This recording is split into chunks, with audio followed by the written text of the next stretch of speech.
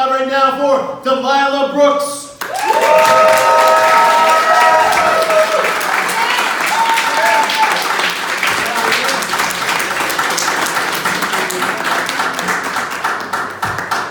Just to start, my name is Delilah Brooks, and it's okay. It happens all the time. I'm used to it right now. So. I'm going to start off with a prayer that I received from a Buddhist monk during my travels some years ago. And I found that since then, living with this prayer is very challenging because things come up in life, and so you're challenged to be this all the time. So I find that the skills happen to weigh itself kind of differently, but it's something that you can keep, that I try to keep in my heart as best as I can under the circumstances in which I'm given. It's called loving kindness. Very simple. May I always be happy, healthy, peaceful, and fearless. May my respected teacher be happy, healthy, peaceful, and fearless. May my mother and father be happy, healthy, peaceful, and fearless. May my brother and sister be happy, healthy, peaceful, and fearless. May all my family members be happy, healthy, peaceful, and fearless. May my husband and wife be happy, healthy, peaceful, and fearless.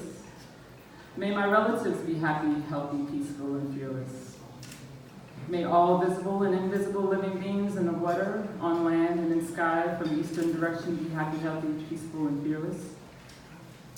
May all visible and invisible living beings in the water, on land, and in the sky from the western direction be happy, healthy, peaceful, and fearless.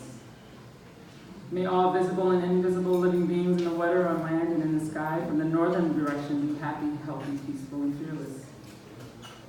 May all visible and invisible living beings in the water, on land, and in the sky from the southern direction be happy, healthy, peaceful, and fearless.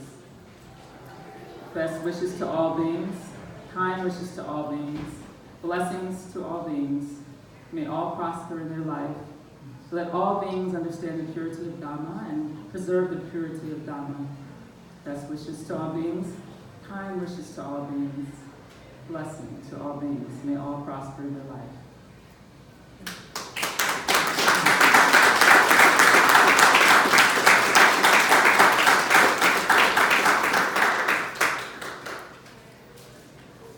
I just wrote this today.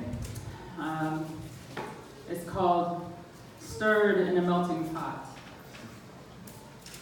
He fed me poetry and literature before I was even a concept in this world.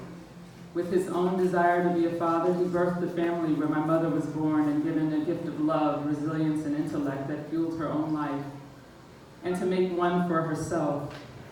I was born out of my grandfather's desire, where his actions and interests provided a sustained wealth that was passed down from one generation to the next. As stories from my mom about him inspired me and transcended the doubt that found its way to me to find rest. Words, and many of them were packed away in boxes in the attic. When I found the courage, would find myself rummaging through them to find one of interest that, along with my imagination, transported me into a different world, inspired again by an intimate connection by the way things were then. Asteroids speed through the stratosphere beyond our ability to see them. As this evolves faith, imagination cultivates itself as a partner, and excitement, a guide, lets us know where our hearts live. When the path of our once familiar life leads us to an unfamiliar place, another beginning is bestowed upon us. These stories make me believe again as if I was a child, as if the world were at my fingertips and all that spilled from me were gumdrops, the colorful organic kind. The ladder grew taller at his grandness and offered him the chance to stand as he placed me on his feet to show me a dance step. And when I got taller, taught me my first dance moves. As I tied together the stories and memories of my past to remember what it was that kept them maintaining a status quo in difficult times, I realized what it must have looked like when imagination grows up. I was small then, and was like a sponge to creativity, to his coin tricks and feedback to Shakespeare rehearsals. Today, as my life is pulled in various directions, I am led to an empty pasture where I freely express stories, poetry, and dances, if an ode to him and our short time knowing each other. Without concepts deceiving our ability to build ourselves with the cultural society of our current state, the constancy in human life is allowed to develop. As constellations provide a story to us about our own wealth without words, nature offers us guidance with a stillness that comes from time and space.